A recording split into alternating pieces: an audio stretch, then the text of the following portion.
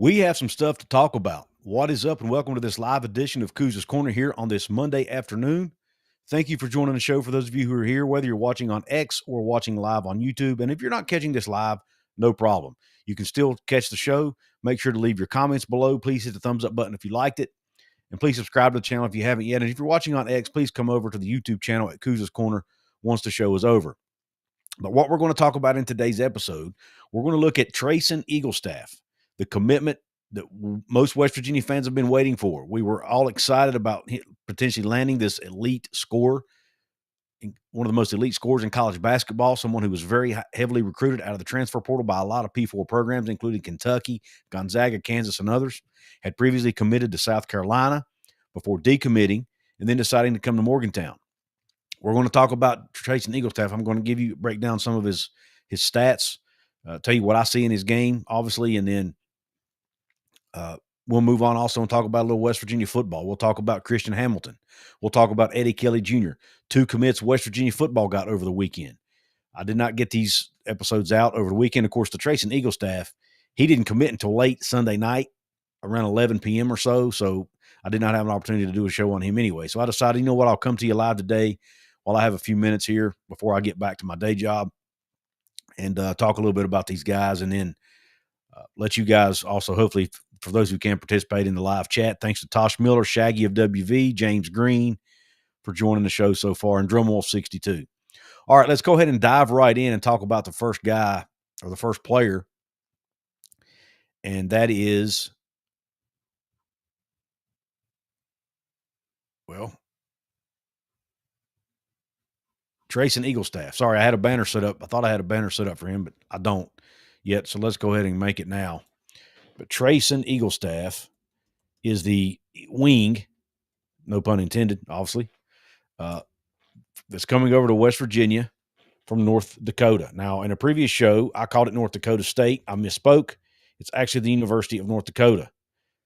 But again, like I said, he was very heavily recruited out of the portal by Kentucky. Wanted him. Kansas wanted him. Actually, I think he may have even taken a visit to Kentucky. Correct me if I'm wrong. But this is the commitment West Virginia fans have been waiting for. He averaged about 19 a game for North Dakota last year. He's an absolutely elite scorer, can score at any level, whether it be taking it to the hoop, mid-range, and he really excels from behind the three-point line. And he's just an elite scorer. There's really no other way to put it. There's not really a scoring area he can't score from on the court. I mean, he's hit 10 threes deeper than 25 feet, so he has long range.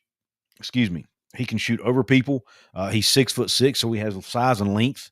He's a lengthy wing, a lengthy guard. So it wouldn't surprise me to see Coach Hodge go with a 3-guard lineup with him and Honor Huff, another guy who can shoot the basketball really well. The exciting times in Morgantown because Eaglestaff is a huge, huge pickup for this team. Let me go ahead and do a screen share here, and we'll take a look at the article that was written over at my website by Braxton Fuller. He did a really good job of just doing a brief breakdown of what this means for West Virginia and their program to get this commitment from Eaglestaff. But it says, this obviously came out last night. It said, breaking, WVU basketball lands elite scorer from transfer portal. If WVU basketball fans weren't excited, they should be now. Any fan who was concerned about Ross Hodges' ability to recruit can now relax. The former South Carolina commit, Treysen Eaglestaff, has committed to the Mountaineers.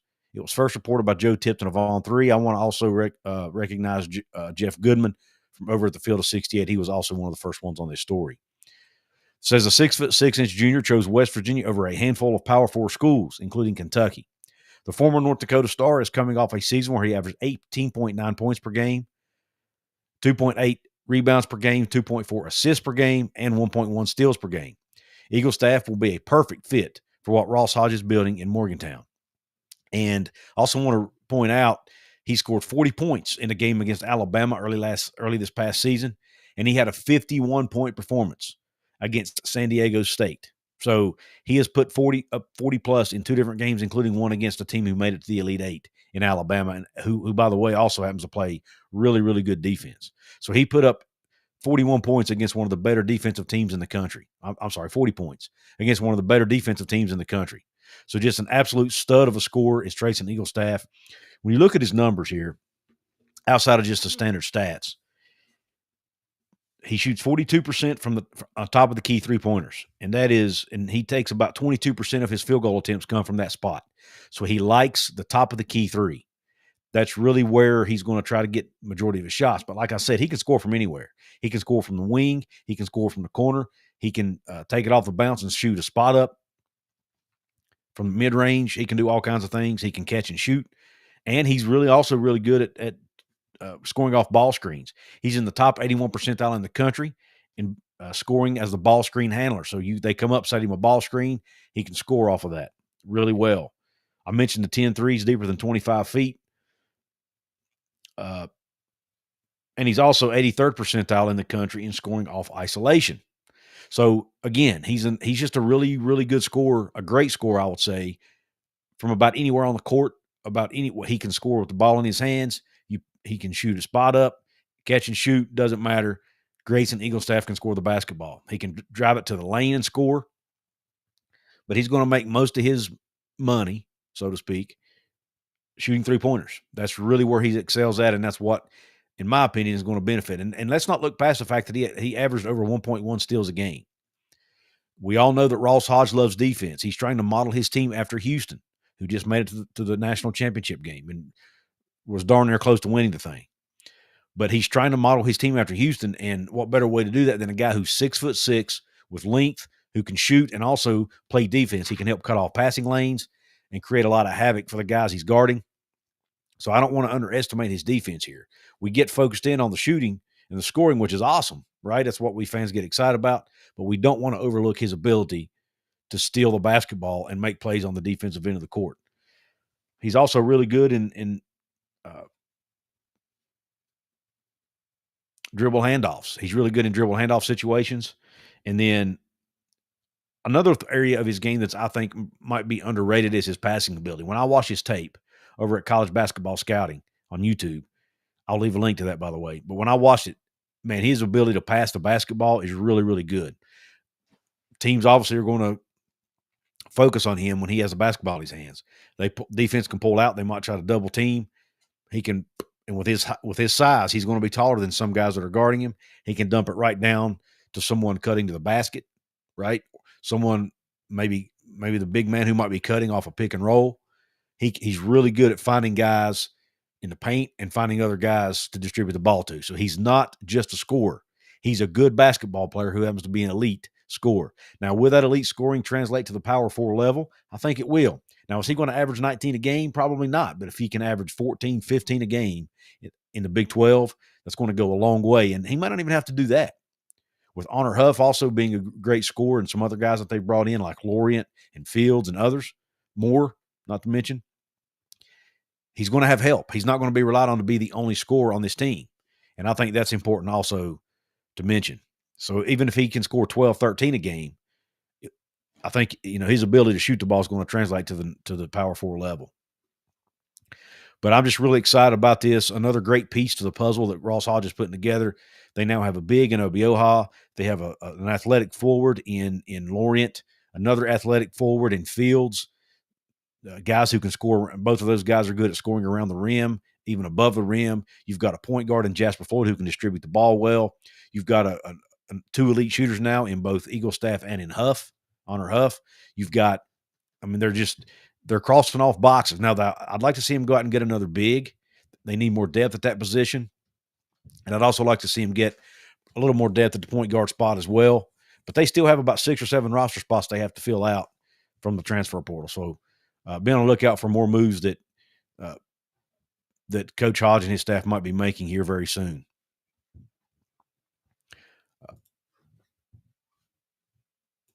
But those are my thoughts on Treysen Eaglestaff. Again, very exciting time to be a West Virginia basketball fan because Ross Hodge is absolutely killing it in the transfer portal right now.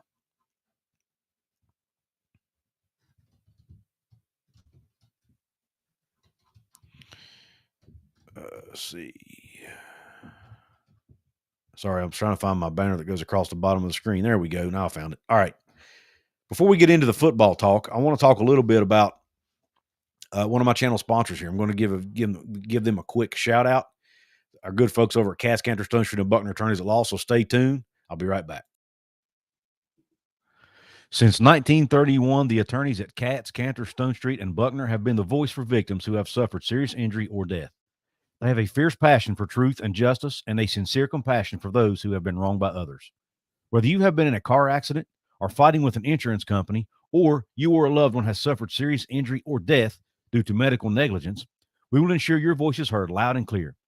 Katz, Cantor, Stone Street, and Buckner will ensure there is justice for all West Virginians because we are your lawyer, your voice. Visit us at yourlawyeryourvoice.com. All right, thank you for being patient. Letting me get through the housekeeping there, and thank you to Katz, Cantor, Stone Street, and Buckner for supporting my work here on the channel. Got some really big things coming on the channel, guys. Let me talk about that for a second, then we'll get over to some football talk, and I'll get to your comments as well. But first of all, my co-host for the Golden Blue Breakdown Show, Jonathan Martin, he's going to be filling in for me some while I'm out of town. This week, I'm taking a vacation for a few days. He's going to be filling in and doing some shows here on the channel, hopefully. So some big things to come there. So be on the lookout for some stuff from Jonathan. Hopefully you'll enjoy that, and please support Jonathan and what he puts out here on the channel. He does it. He knows his stuff. He knows his West Virginia sports, and I'm sure he'll do a fine job. I'm really looking forward to seeing what he puts out. Also, Jonathan's also going to be doing some Q&A over on the website as well at times over at wvsportschat.com.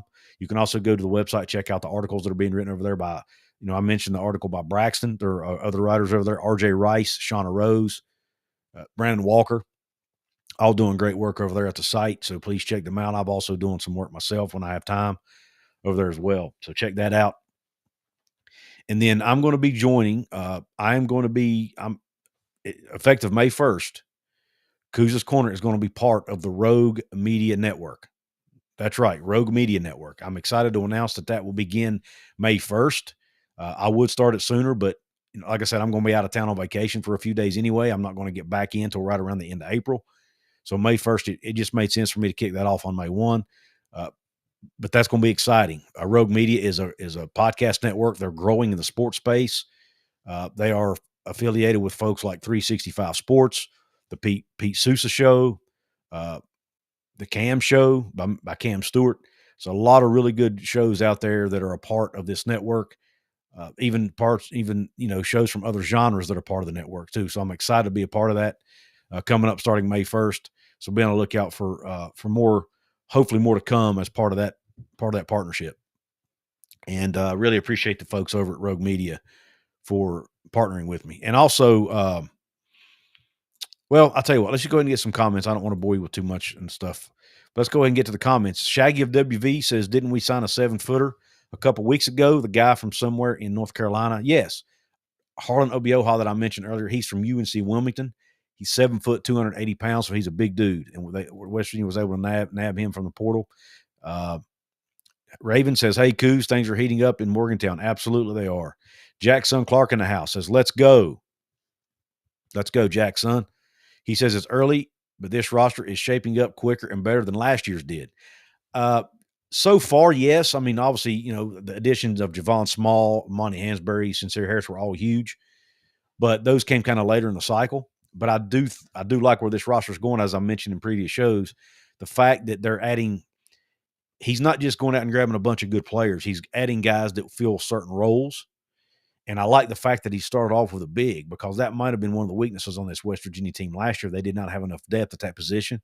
He started off with a big 7-footer, and he's going to work around that. He's got a point guard, a 7-footer. He's got a couple good scoring wings. He's got some guys who can play around the rim. I mean, he just, again, it's like putting together pieces of a puzzle, and he's doing it right, I think. The NIL situation seems to be pretty good in Morgantown right now. Again, not going to be elite in that category, but right now they're, they've been able to pay some guys that were heavily recruited by other big schools. So that's a good sign. It's Not Okay Golf says 25 wins is the floor. I'm not going to go that far. It's Not Okay Golf. That's a little bit, that's that's kind of like, overly optimistic in my opinion. I do like where it's going, but I'm not ready to make quite a record prediction yet. We want to see how the rest of the roster shapes out. And obviously, once the schedule comes out, we got to look at that too. But I do think he's building an NCAA tournament team, at the very least. He does know his stuff, Raven. Absolutely. Love Sports in the house says, thanks for your work and insights. Go Mountaineers. Smurf Milner's on campus. Nathan Scott, you're absolutely right. He's another really talented transfer from UTSA. Averaged about 14 or 15 a game last year in the American Conference. So he's on campus.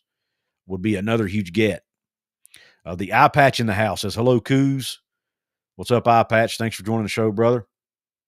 Eric Flowers says we should have went to the tournament and we only had one center. Exactly.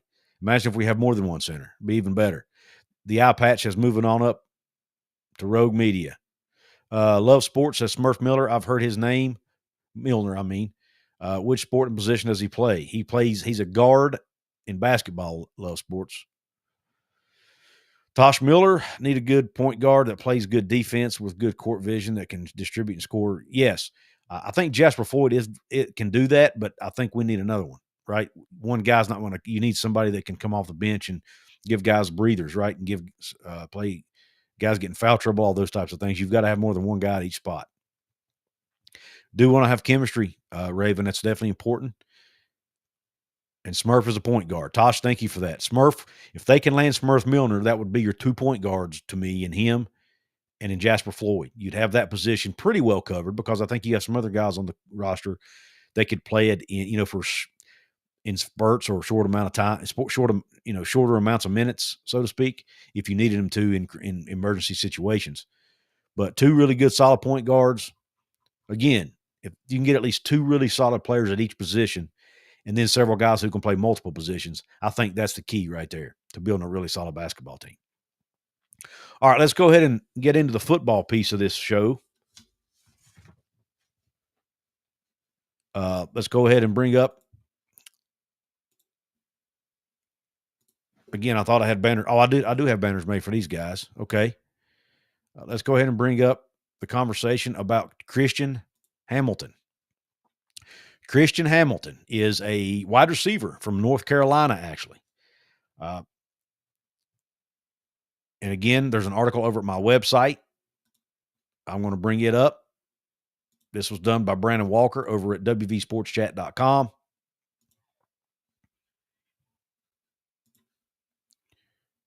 All right. Now, WVU football adds ACC wide receiver from transfer portal. West Virginia filled another position of need via the transfer portal when it added North Carolina wide receiver Christian Hamilton on Sunday. And here you see an announcement from Pete Nakos of On 3. He's a former 4-star recruit who posted 7 catches for 159 yards and a touchdown in 2024, has 3 years of eligibility remaining.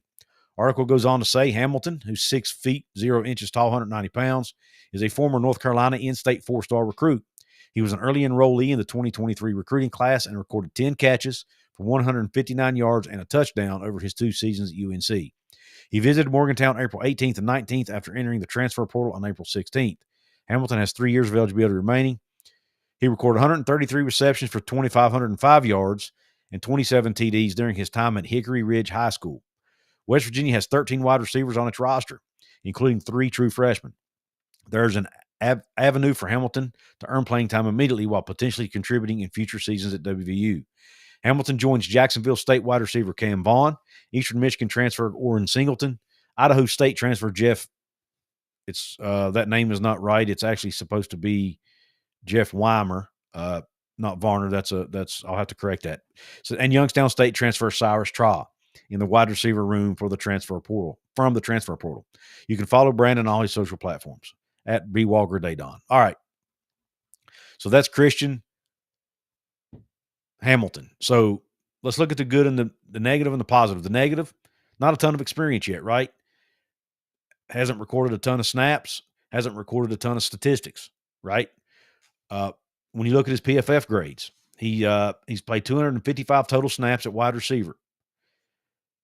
Out of those snaps, 197 of those were out wide, with 189 of those being on the right side. So he's predominantly going to play on the right side of the line as a wideout, right? Cam Vaughn, who's probably going to be a wideout as well, he kind of plays both sides, so they can put him back and forth. And then you've got Jaden Bray, who's also a wideout on this roster, who came over from Oklahoma State a year ago, who was part of the 2024 team. he predominantly plays the left side. So you've got Christian Hamilton, who has played predominantly the right side in his career, and Jaden Bray, who has primarily played the left side of the line in his career. I think that's a good combo. And then you've got Cam Vaughn, who can play either side. I like that combination right there. Now, it doesn't mean these guys can't play the other side if asked, and Coach Rod may ask them to play both sides of the line. I'm not sure. But that being said, I like this addition. Now, again, he hasn't put up a ton of numbers, but he's still young. He's only going into his junior year, so he still has plenty of time. And actually, I think he redshirted a year too, so he actually has 3 years left. He's a redshirt sophomore, so he has 3 years remaining to play. So he has time to develop in this offense, learn the offense, right? That's what I like about him. Now, when you look at his PFF grades, I'll pull those up real quick. I'm not going to do a screen share, but we will look at them. When you look at his PFF grades, in 2023, he graded out at a 58.6 total on offense, 58.4 in pass receiving, 61.5 in run blocking. 2024, where he played a lot more snaps, played 214 snaps in 2024, he's graded out as a 59.2 overall offensively, 59.5 in the receiving game, and then 60.9 run blocking. So, his PFF grades don't blow you away, but again, he's still young and he has time to develop, and he was a 4-star recruit. So the young man's talented. And again, PFF grades are not the end-all be-all, so I don't mean these to be a negative on him at all. He did have several games where he graded out well, like for Florida State, for example. He played 14 snaps against Florida State this past season and graded out with a 72 overall grade. That was his best game of the year. He also graded out with a 66.4 against Charlotte this past season. So he's had some really good games during his time in Chapel Hill. The coaching change there. They brought in Bill Belichick. Maybe he didn't feel like that he was a fit there or whatever. Either way, it doesn't matter. West Virginia's reaping the benefits. You've got a guy who's played and practiced against against Power 4 athletes, during his time. And I think that's important. He has that P4 experience. West Virginia fans always talk about how they need more P4 transfers. We have one now. So that's awesome. So Christian Hamilton was another addition to the West Virginia team through the portal football team. Now let's talk about the defensive addition that they made, and that's Eddie Kelly. Now, when you look at Eddie Kelly, let me pull up his PFF grades for you. I'll also pull up an article written over on the site about Mr. Kelly. But matter of fact, we'll do that first, because my mouse isn't want to work good here. But let's go ahead and pull up the article. I'll do let me see. Yep, here it is. WVU snags SEC edge rusher from transfer portal. Let's go ahead and pull that up, and we'll take a look at it together. WVU snags former SEC edge rusher in transfer portal. The Mountaineers have, and this is by RJ Rice over at WVSportsChat.com. The Mountaineers have been busy this weekend getting new commitments from the transfer portal. West Virginia now has a commitment from the former Missouri edge rusher, Eddie Kelly Jr. Kelly, whose height and weight are listed at 6 feet 5 inches and 277 pounds, recorded 20 tackles and a sack in his 13 games with the Tigers, who finished with a 10-3 record last season. The former SEC defender was a 3-star prospect coming out of high school, according to 24/7 Sports. Multiple schools, including Kansas and Virginia Tech, offered Kelly, but he decided to call Morgantown his home. Rich Rodriguez adds some height to his defensive line as he reshapes his roster for the 2025 season. So you've got a guy who has experience playing in the SEC against SEC competition. All right. That's what I like. Now, when you look at his PFF grades, he also has experience. He played at USF as well. And then he also he spent a year. Let me pull up his grades here. He also spent a year at Georgia Tech in the ACC. So he's played in the American, the ACC, and the SEC, okay? His PFF grades a year ago at Missouri, really good. His overall defensive grade was a 76.1. His run defense grade was a 76.6. His tackle grade was a 76.7. And his coverage grade was an 81.7. So really good grades there by Eddie Kelly. from Missouri last year. Now, at Georgia Tech, he had grades of 63.6, 59.7, 77, 63.4, and 63.4 was his coverage grade, and then 65.3 in pass rush. Obviously, coverage grade, these big guys aren't covering a whole lot of people. But now he does have some snaps at outside linebacker, though, which we'll talk about in just a minute. And then at USF, his grades weren't as good. They were mostly in the 50s. But again, that was his freshman year. So obviously, you're not going to expect him to be as good. But he has graded out pretty well, especially in tackling. He's an elite tackler. Like I said, grades of 77 and 76.6 his last 2 years. He's a guy who has done some things as far as getting to the quarterback. As a matter of fact, when you look at his numbers here, most of his snaps have been playing that outside linebacker position, right? And last year he had 11 total QB pressures, 2 sacks, a QB hit, and 8 QB hurries. He also batted down a pass. The year before at Georgia Tech, he had 12 total QB pressures, 2 sacks, a hit, and 9 hurries along with 2 batted passes. So really, really good numbers there when it comes to a guy who's played it, again, against elite competition. And then his tackling, only 1 missed tackle last season, 2 at Georgia Tech, and 3 his freshman season at USF.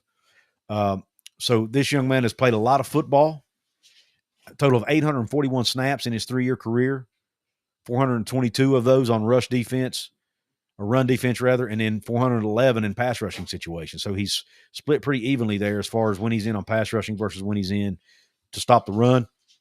And like I said, most of his snaps have been spent at the left outside linebacker spot, but he has also played the right outside linebacker spot as well as both defensive end spots. So he's a hybrid guy you can play at either position on the end of the defense, whether you want to put him at bandit or whether you want to put him at D end. I think he can play both positions. It'll be interesting to see what position he ends up playing once he's in Morgantown. Are they going to put him primarily at bandit or primarily at D end? It'll be interesting to see. But I think this is a really good pickup for Coach Rodriguez and staff. Again, a Power 4 transfer who's played a ton of ball against Power 4 competition. And it's a very, very valuable piece to have. Are either of these guys going to come in and be day one starters, either he or Hamilton? I doubt it, Or then again, you never know. I mean, they might be, especially Kelly. I think Kelly has the pedigree to potentially do that, especially when you see what he did in the ACC. But they don't need to be. They could, even if these guys are just depth pieces, that's going to help you a ton, right? So I think that's important as well. I see I forgot to change the banner there, but that's okay. We're talking about Eddie Kelly from Missouri. But I really like these 2 pieces that Coach Rod has brought into the program. I think they're big, big additions, positions of need.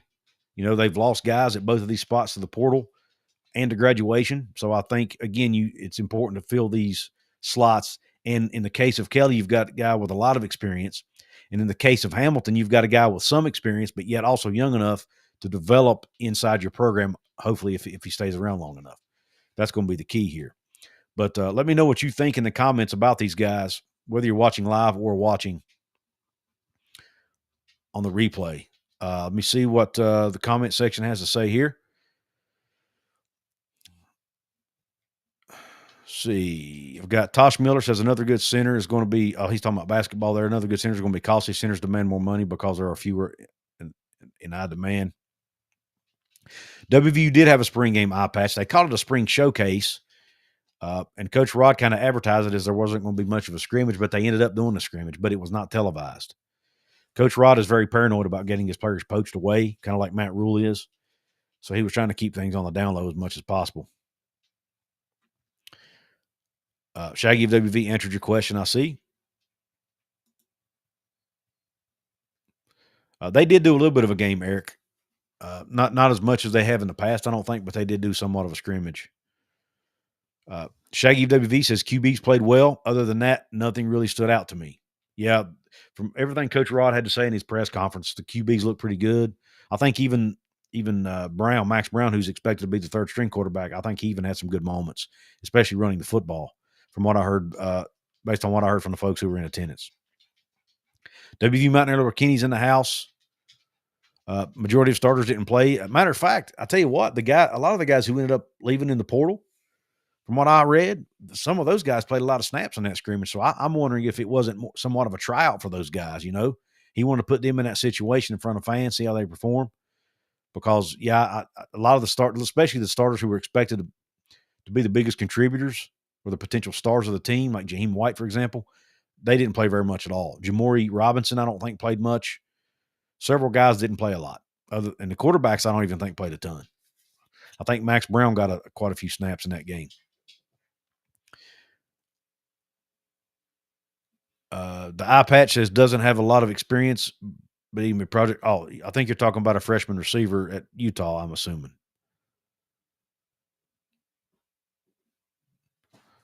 All right. Whip Hero's in the house as well.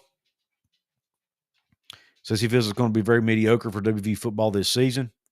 I actually have a show plan, potentially a show plan on that. I'm going to try to get out if I'm able to get it done before I leave for vacation about the fan expectations. So I'm glad you brought that up. The additions, Whip Hero, Eddie Kelly Jr. from Missouri. He's a defensive lineman who's played over 800 snaps of football in his career at USF, Georgia Tech, and Missouri. A very good, solid player. Had PFF grades in the 70s last year. And then can play outside linebacker or DN. And then you've got Christian Hamilton, a wide receiver from North Carolina, who played, he's played over 200 snaps in his career in his 2 years at North Carolina for the Tar Heels. Has caught about 10 passes for just under 200 yards. But he has 3 years of eligibility remaining, so he's going into his redshirt sophomore season. So two solid pickups in the portal. Yet to be determined if these guys will come in and start or if they're going to come in and be, in the 2 deep or whatever. It's yet to be determined.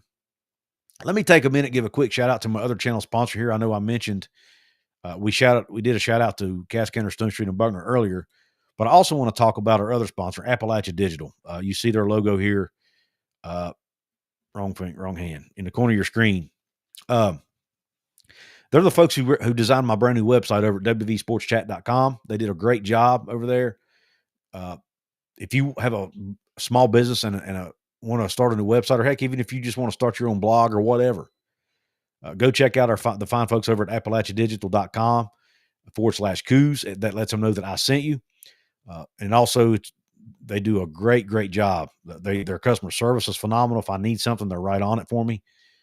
And then if you already have a website and you just want to be found easier on Google and do better in Google search results, they can help you with that as well. So, again, go to appalachiadigital.com/Couz. Let them know I sent you, and they will take care of your website needs over there. So, want to give them a shout out as well and thank them for supporting me here on the channel and over at the Hoops from the Hills channel as well. And speaking of Hoops from the Hills, I've got plans over there as well. I'm going to be making some slight tweaks to that website or that YouTube channel. I'm not going to get rid of it. More to come on what's going to happen there. I've got some details to work out, but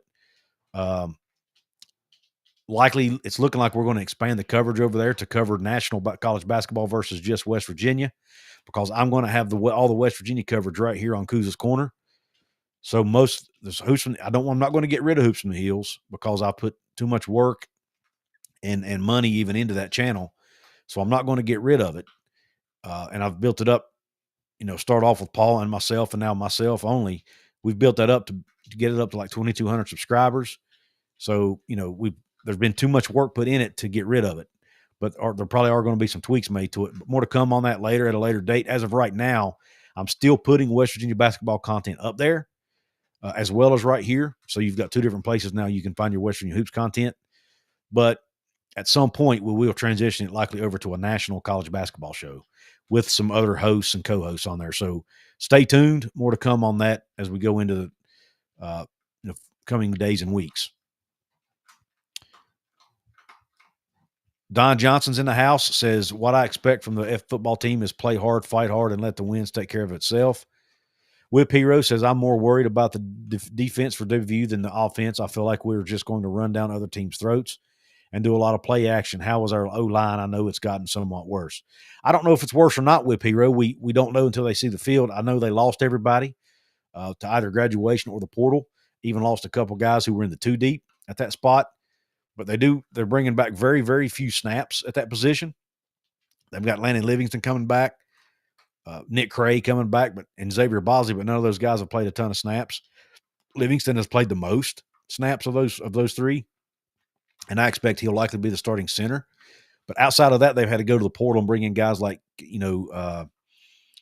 Nico Kamaniole, or I think's his name. They brought in guys like Takias Crawford. They brought in, Walter Youngbear, folks like that who are expected to contribute in year one. We've got the young man from Princeton, Will Reed, that's supposed to be on campus this summer. They went out and added the offensive lineman just last week from North Alabama. So that they're going out and still putting the offensive line together. But that is, to me, probably the biggest question mark on this football team is the offensive line. That's why I think our expectations need to be a little reasonable, and not expect this team to go out here and win the Big 12 in year one. Yes, Will Reed from Princeton. They're in the Ivy League. Man, I almost said Appy League. The Ivy League. So that should be a really good pickup. I think Will Reed can come in and be a day one starter for this team. I think he's that good.